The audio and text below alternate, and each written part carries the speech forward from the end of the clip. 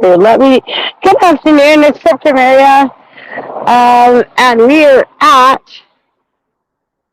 Sydney North, actually North Saanich. Not quite at Sydney yet, but it is by the airport, and it is such a different day. Oh my God, we got a plane taking off!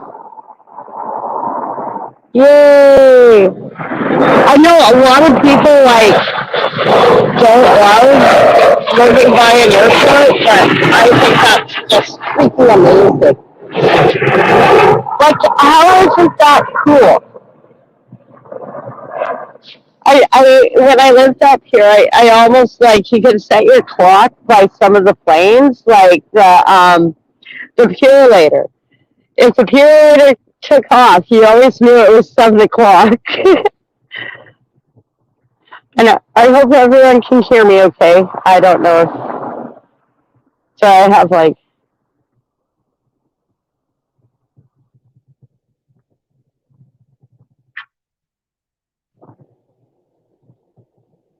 and hopefully you don't hear music. Everything's like messing up right now. And now I've done streams with music before. So. And you might hear some karaoke on the watch. Hopefully you don't hear the music, but you hear me singing. It's so gorgeous today. Like it was just pouring this morning. And now it's just like gorgeous.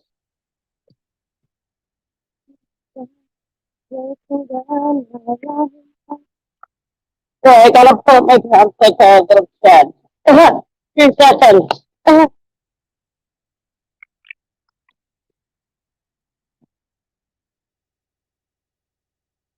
What you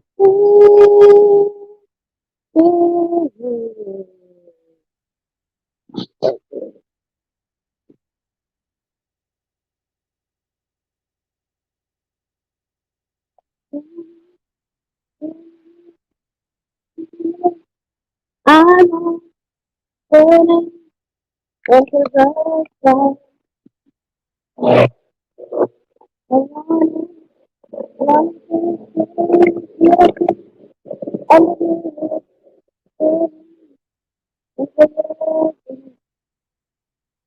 It's like rush hour at the airport. And this is like a really cool project because it's sturdy enough that I can play on it. And sometime after work, I'm going to do it when there's not like little kids around. Because that's just weird. But I love them. I and as a someone who wanted to be a gymnast as a kid, I love playing on those. So if I had a big space, I'd probably have like a rope wall, climbing walls, like a little gym setup.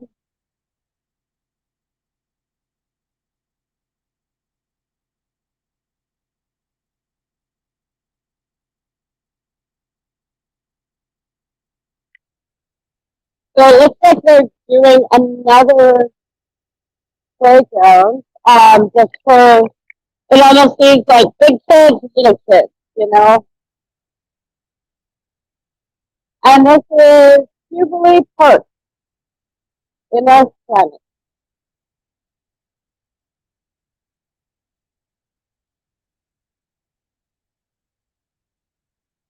Oh God, it's such a beautiful city now. Oh, I'm taking the long way around, but let me just check the map. Well, the bus will be here in like 20 minutes, but I can pretty much walk to town by then. So, good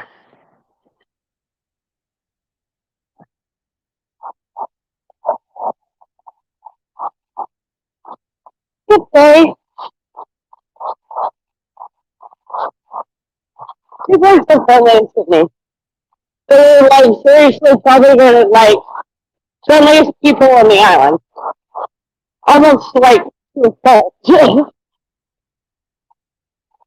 Yeah, like my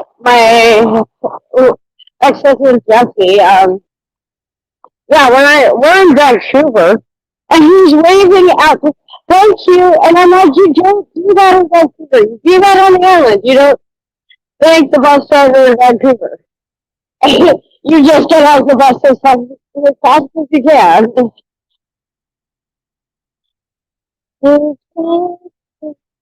It's so beautiful out here. Like there is, I know the commute is brutal, but it is so gorgeous out here.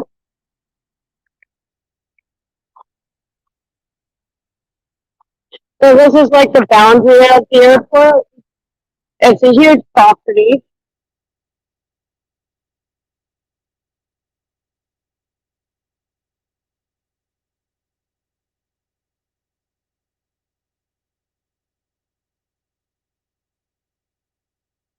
Oh, and that mountain, like over there, that's where I was camping that time. Yeah, all the way up there. Dumbass. Oh, well, it was a fun adventure. And then I can say I went camping this summer.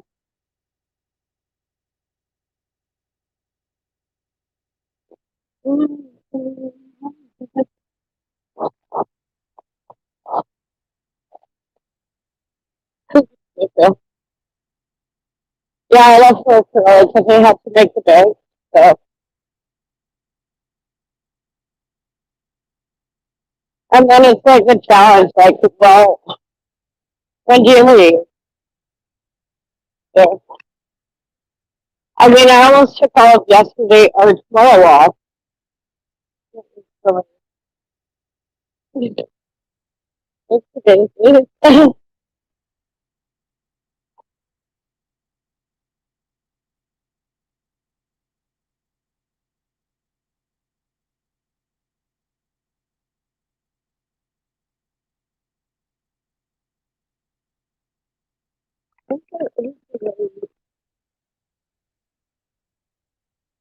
I might have to like pause and another better way to get this thing.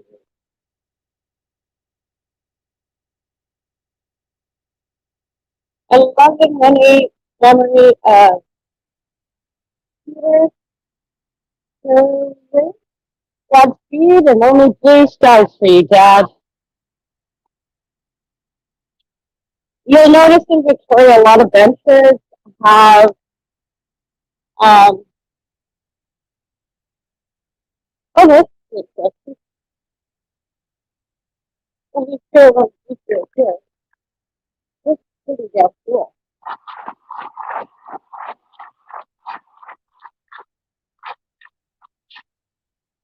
So Hospital Hill, located at the Smokeless Camp area, Reservoir administrative offices, and officers' quarters in a mess. On the hill was the old stone 11-room house built in 1902, popularly known as the Knoxton Residence. It was renovated and utilized as various OCAF station commanders, officers, mess, and home for servicewomen. In 1956, the hospital was declared surplus and removed along with the Knoxton House and several other buildings in the area. In 2010, the historic main gate, which you're looking at here, were recreated.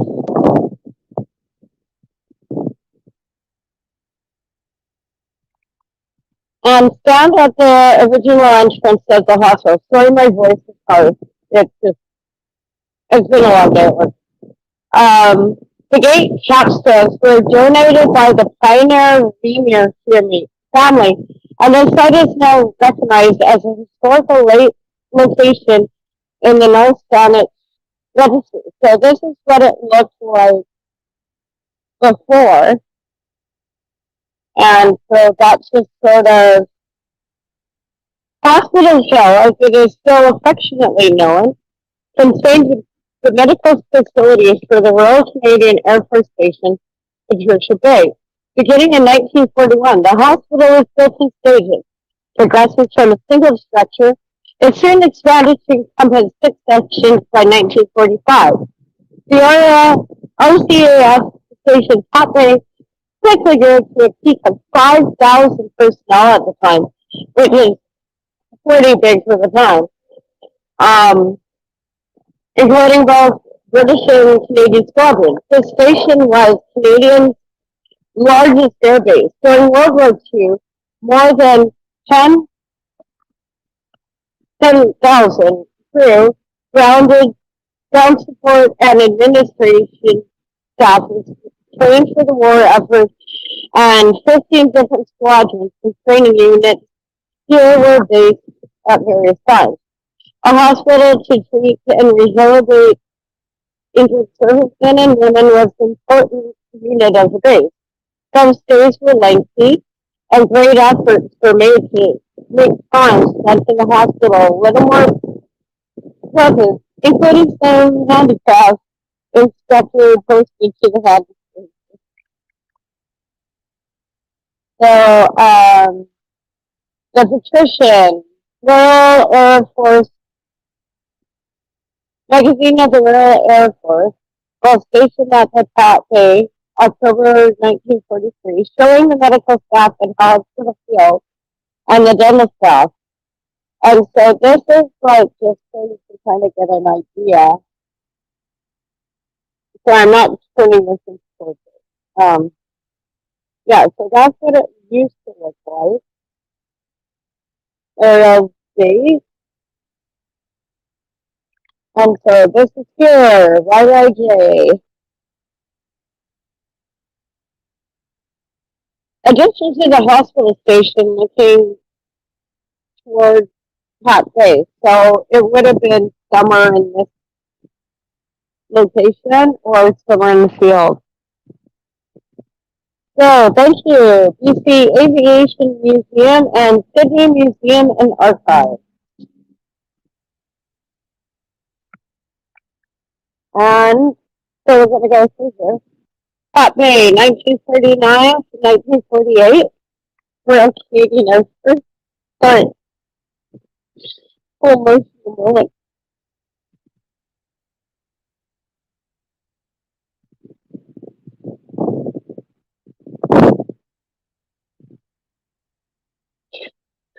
So these are, it's a memorial to everyone who served in the Air Force from Sydney.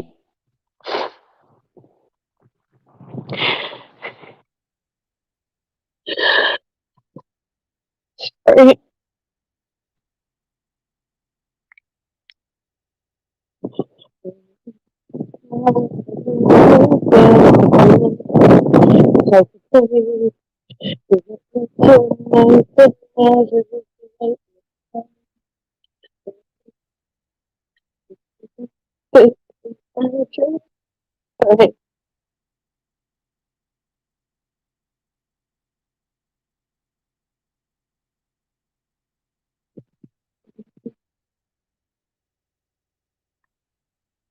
I I know their family. I know their family too. You know, it's all these names. I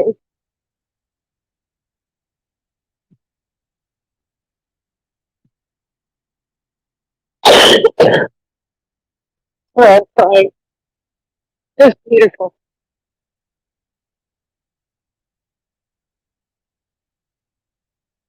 Such a beautiful tribute to our veterans.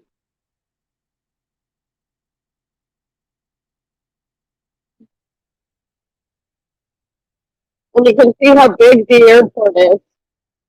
And so there's going to be a plane taking off too.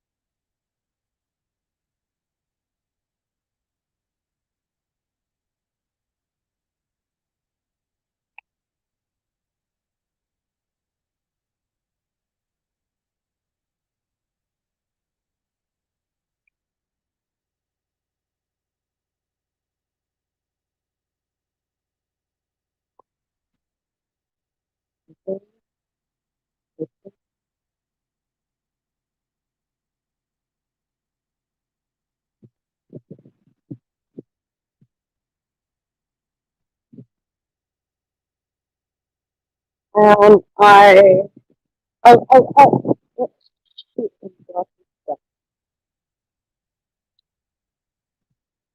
um, just I think the bus is coming soon, but it's probably really far from the school. Yeah. So I'll still make the day. I just really wanted to say this. Hi. Hi, Vicky. So, oh God, this is going to make it funny. Last Airman of the Empire by Aurelian Gallup. On August 9th, 1941, the first contingent of Royal Air Force Number 32 Operational Training Unit, OET, squadron arrived from England to partake in operational activities and take part in an advanced training under the British Commonwealth Air Force training plan. The southern side of the base was a peak of 5,000 personnel until the squadron relocated in 1944, which is on the other plaque. These RCAF and RAF personnel were trained to serve as pilots, navigators, armorers, and mechanics, and went on to serve in various theaters of war. 179 perished who were either stationed or working at RFAC Pat Bay during World War II, or who were on-board aircraft based there during this period.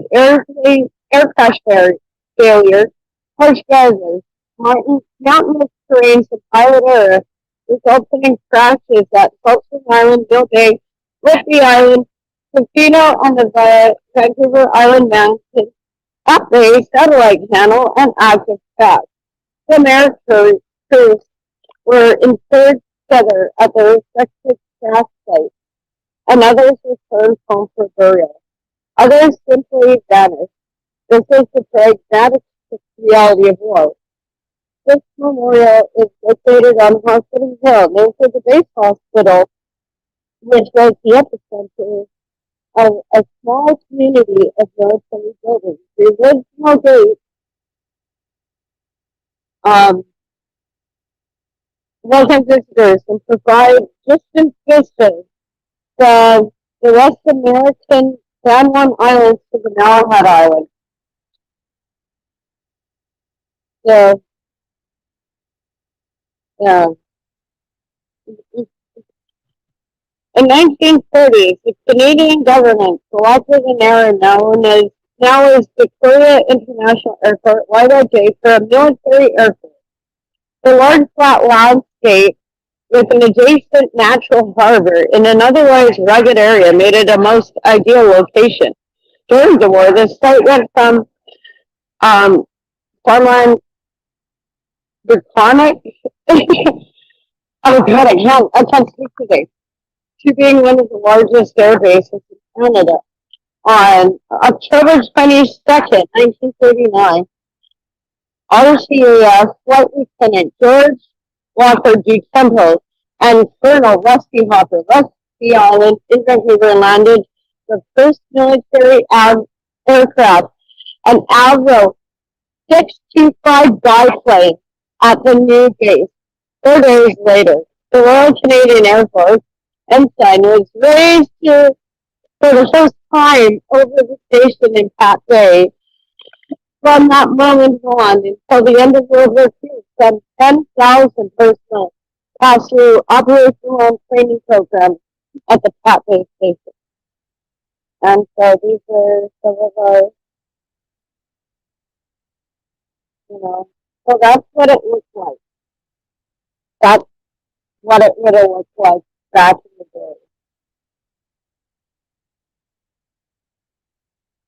And former James Farm farmers used to contain a lot of little farms. Just, yeah, okay, you need the land over.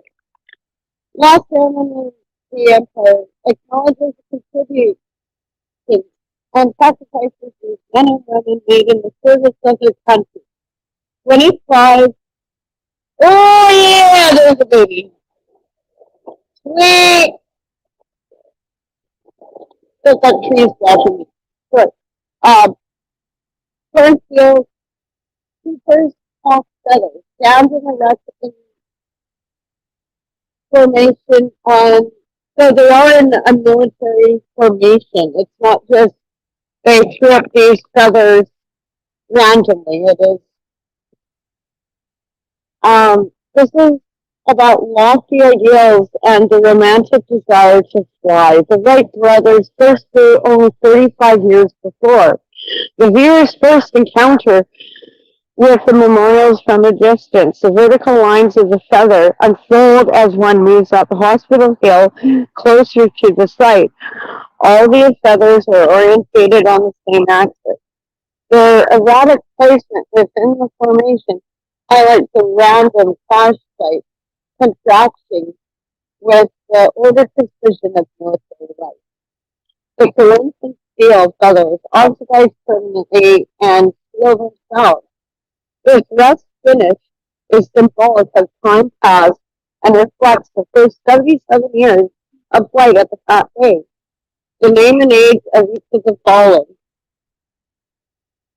has been cut into the feathers, and the memorial has been laid out in a way that encourages visitors, like you saw in my video, to move around the sculptures and search out for the different names and dates.